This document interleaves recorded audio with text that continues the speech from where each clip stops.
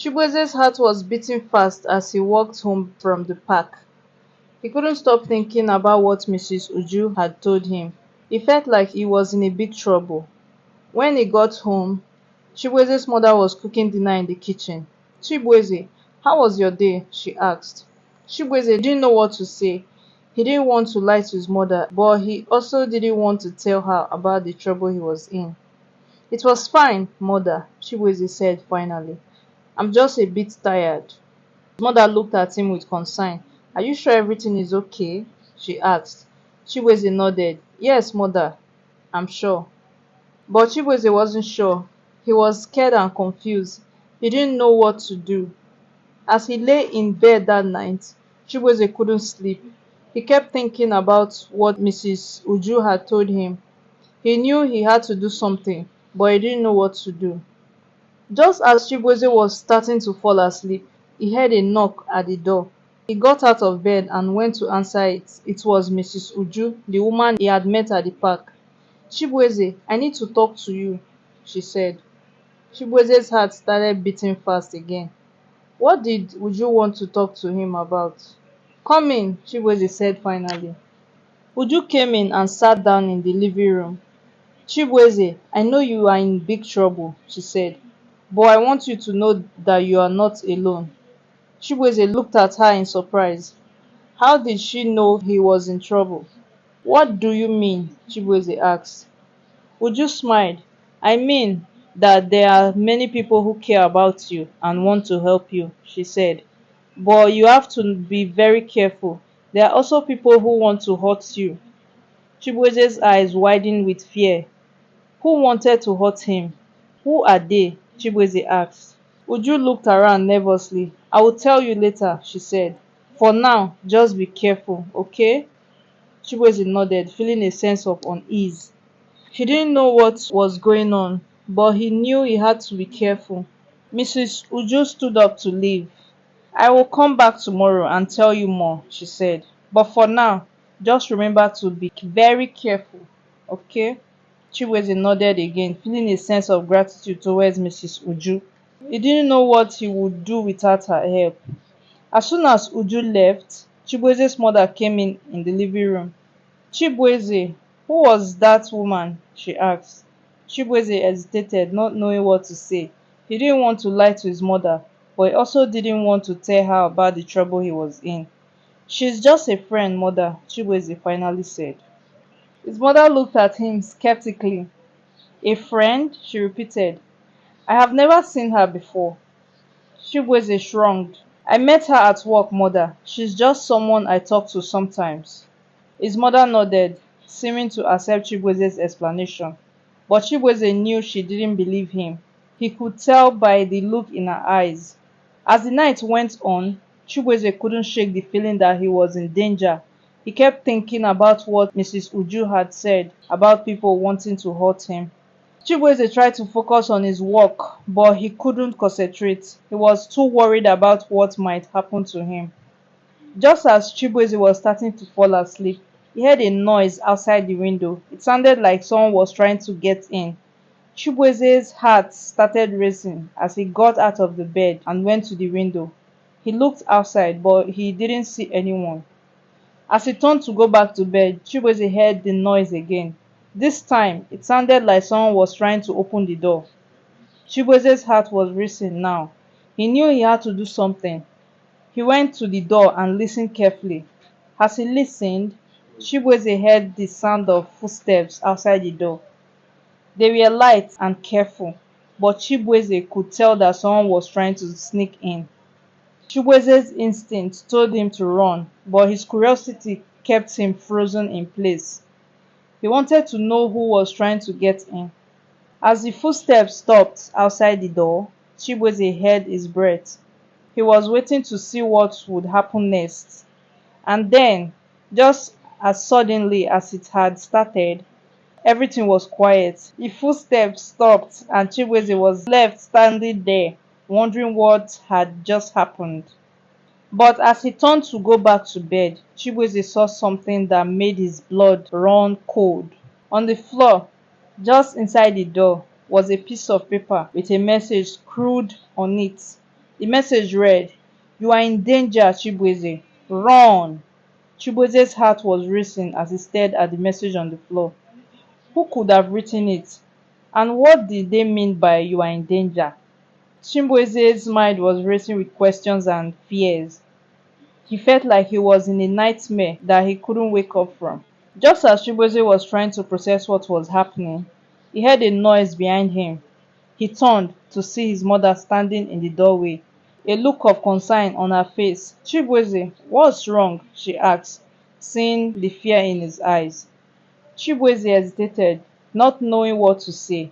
He didn't want to scare his mother, but he also didn't want to keep the truth from her. "Mother, I think someone is trying to hurt me," Chibueze said finally, his voice shaking with fear. His mother's eyes widened with shock and concern. "What do you mean?" she asked, rushing to Chibueze's side. Meanwhile, Chibueze's father traveled to visit his nephew in the city while all this were happening. Chibueze showed her the message on the floor, and his mother's face went pale.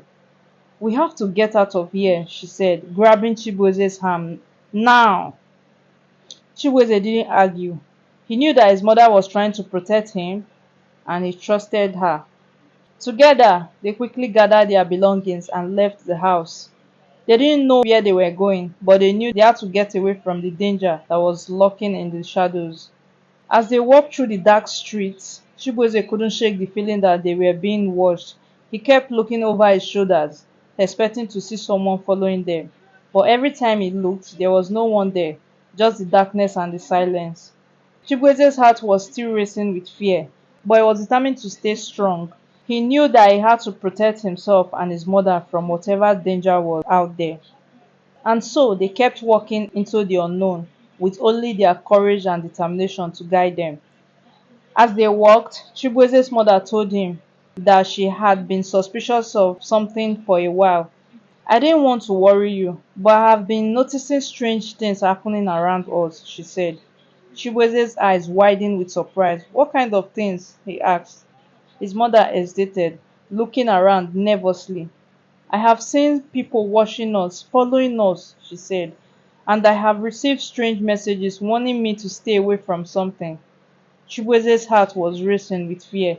He had no idea what was going on, but he knew it couldn't be good.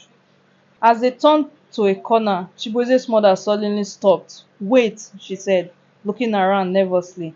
"I think we are being followed." Chibueze's eyes scanned the streets, but he didn't see anyone suspicious. "I don't see anyone," he said. His mother was insisting. "I know what I saw," she said. "We have to get out of here now." Chibueze didn't argue. He followed his mother as she quickly led him through the windy streets of the village. As they walked, Chibueze couldn't shake the feeling that they were being watched. He kept looking over his shoulder, expecting to see someone following them. But every time he looked, there was no one there, just the shadow and the silence. Suddenly, Chibueze's mother stopped in front of a small hut on the outskirts of the village. "We will be safe here," she said. Chibueze looked at the hut in confusion. "Whose house is this?" he asked. His mother smiled. "It's a friend's house," she said. "Someone who can help us." Chibueze's eyes widened with surprise. Who was this friend and how could they help them? Chibueze's mother knocked on the door of the hut, and a kind-faced old woman answered. "Ah, Amma," the old woman said, smiling at Chibueze's mother. "I've been expecting you." Chibueze's mother smiled back, and the two women hugged each other warmly. "Chibueze, this is Nana Akua," his mother said. "She is an old friend of mine." Chibueze smiled and greeted Nana Akua, who welcomed him warmly into her home.